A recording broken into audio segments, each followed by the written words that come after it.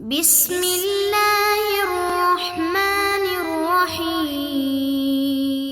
قبل ایک جگہ میں مجلس میں شریک تھا، ایک صاحب نے حضرت علی علیہ السلام کی شجاعت پہ شعر پڑھا، اور اس میں مضمون شعر یہ تھا کہ علی اپنی طرف سے کبھی جنگ کی ابتدا تو نہیں کرتے تھے، لیکن سامنے کوئی آ جاتا تھا تو اسے زندہ چھوڑتے بھی نہیں تھے۔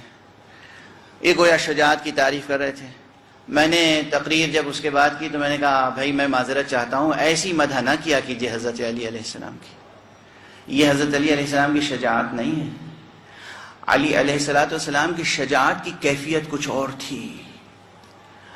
کسی کا قتل کرنا علی کی فضیلت نہیں، مجبوری تھی۔ ہرگز، یہ میرا بہت پرانا جملہ ہے، بہت پرانا جملہ ہے، لیکن میں بار بار یاد دلاتا ہوں اس لیے کہ ہمارے یہاں شعراء اٹھ کے جب اس طرح کے شعر پڑھتے ہیں کہ علی کے سامنے جب کوئی آتا تھا تو آپ اس کو زندہ نہیں چھوڑتے تھے۔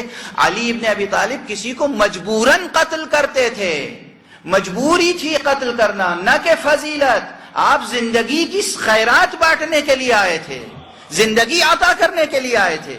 اور آپ کو بتاؤں کہ امیر المومنین علیہ السلام کی جب تلوار چلتی تھی تو آپ کا علم یہ تھا، خدا داد اور پیغمبر کا عطا کیا ہوا علم، کہ جو بھی آپ کے سامنے آپ کی شمشیر کی زد پہ آتا تھا اسے قتل نہیں فرماتے تھے، پہلے اس کی پشت میں نسل میں دیکھ لیتے تھے، قیامت تک کوئی ایک بھی مسلمان پیدا ہونے والا ہے تو اسے قتل نہیں کرتے تھے۔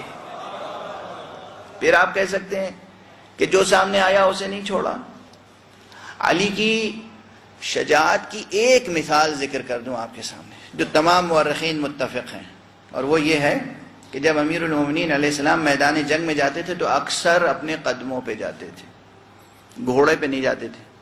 ذوالجناح اور دلدل اور سواری کا گھوڑا مشہور بہت ہے، مگر جنگ بدر سے لے کے آخر تک علی ابن ابی طالب نے بہت کم گھوڑا استعمال کیا ہے، بہت کم۔ سبسکرائب کیجئے ذکر ٹی وی اور اس علم کے سفر میں ہمارے قدم کے